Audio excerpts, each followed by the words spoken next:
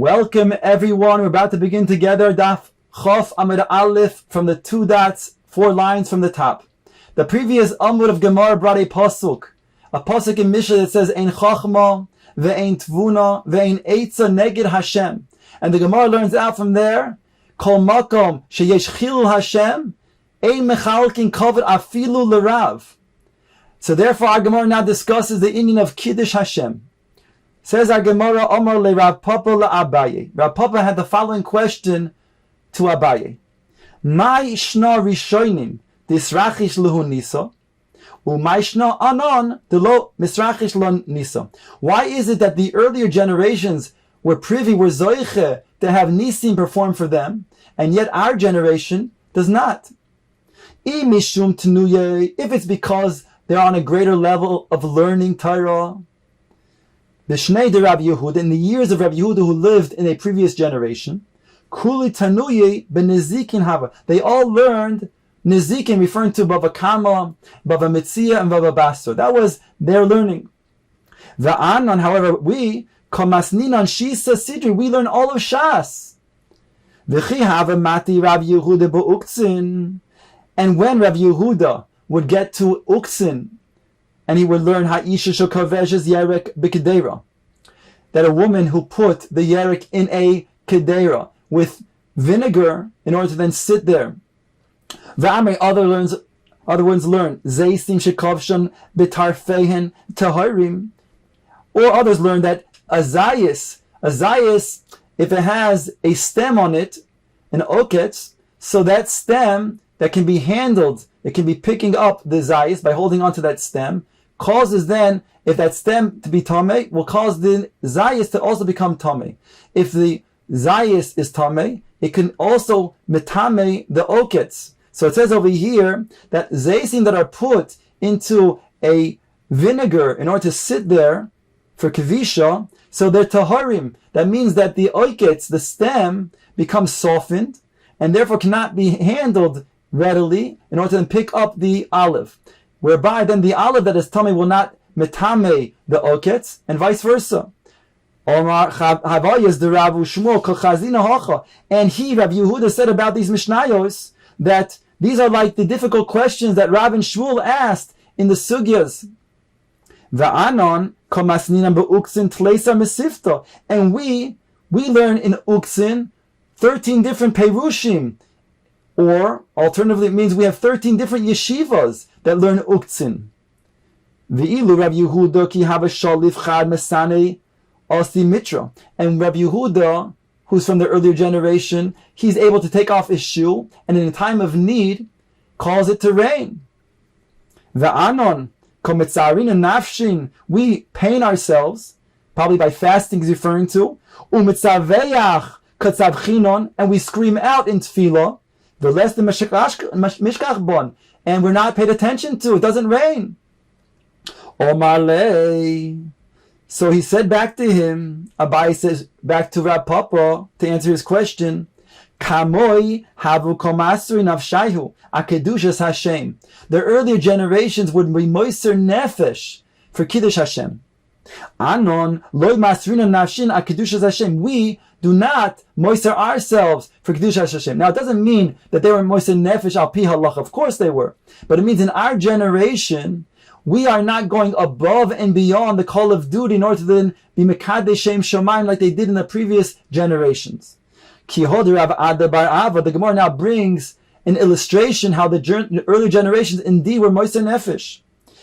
Ada bar Ava chazi lahi kutis dehava levisha karbolasa b'shuka. He saw a woman that was wearing a garment that was very expensive, very strongly colored red, which was a way of pritzus, and she was wearing that in the shuk. Sover de Bas Yisrael, he thought she was a Jewish woman. Kam kar'e mino, he took it and he ripped it off her. Igloi milsa de kutisi, it was then revealed that she was a kutis and not a Bas Yisrael. Shimua be'arba me'azuzi. They charged him a fine of 400 zuz, a tremendous amount of money. Omarle, my shmeich. He said to this woman, this kutis woman, what is your name? Omarle, she said to him, Masoin. My name is Masoin. Amrei lo, he said back to her, Masoin, Masoin, Arba mea zuzi shavya. He was saying a play on the word Masoin. Masoin, the word Messinos. Messinos means that had I had Messinos, had I waited, had I thought about what I was about to do before I did it, like it says, have a misunin badin. The judges should be careful in judgment. Before making a judgment, they should think about all of the details of that judgment. Had I thought about my behavior, what I was about to do before I did it, then it would be mason umason. It would have been 200 and 200. It would have been 400 zuz. I would have saved myself. Says the Gemara, Rav Gidl have a rogil. This is a new subject that Rav Gidl was accustomed to doing. The have ka'ozil v'yosiv ashar de tefillah. He would be accustomed to going to the gates of the tefillah where women will be toivel themselves, the Beis HaTefillah. Omar lehu. This is what he would say to the women who are about to be toivel themselves. Hachi tevilu, hachi tevilu. He would instruct them how to do the halacha of tevilah properly.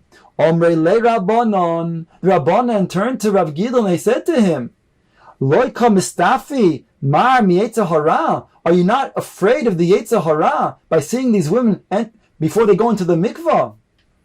Omar lehu damin ba'apoi kikaki chivri. They appear to me like white types of birds. That's all. Nothing more than that. And therefore he doesn't have a single thought that should concern him, that should cause him not to do what he is doing. Better to instruct these women the halacha, which then can be with their husband in the proper fashion, al pi halacha, than to not do this at all. Rabbi Yochanan have a rogil, they have a ka'azil v'yasiv ashar de tefillah. Rabbi Yochanan had a similar minhag, that he would also sit at the gates of the Beis HaTefillah. Omar, and he explained, Ki salkin b'nois Yisrael, when the b'nois Yisrael would then leave the Beis HaTefillah, va'asyan, and they would come, mitvilah, mistaklin bi, they will be able to look at me. V'nahaveluhu zar de shafir kavasi, and then they will be zoichet to have beautiful children like myself. Rabbi Yochanan was a beautiful man, and therefore they would look at him, and they would have that image in their minds, then when they were with their husband, affecting the child that would be born as a result of that union. Omrei le Rabbanon, the Rabbanon said to Rabbi Yochanan, Loka mistafi mar ma'ina bisha, are you not concerned about ayin hara? You're telling us that you're so beautiful, aren't you concerned about that? When a person says something and causes others to be jealous of him, he could then be affected in a negative way as a result, called ayin hara. Omar lohu, he said to them, Ana mizar de Yosef kasinan. I come from the seed of Yosef, Yosef HaTzadik. The lo shilta be eina bisha, that the ayin hara was not sholet on him. Dirshu, as it says in the following pasuk, Ben paras Yosef ben paras ale ayin. Explains the Gemara, the Omar Rabbi Avo al tikre ale ayin, ela oile ayin, that it goes up and beyond any ayin hara. Says the Gemara, Rabbi Yossi Rabbi Chanina Or Mehacha. From here, we know that there's not a concern. V'yidgu laroiv b'kerev haaretz. He's given the bracha that they shall increase like the fish of the sea.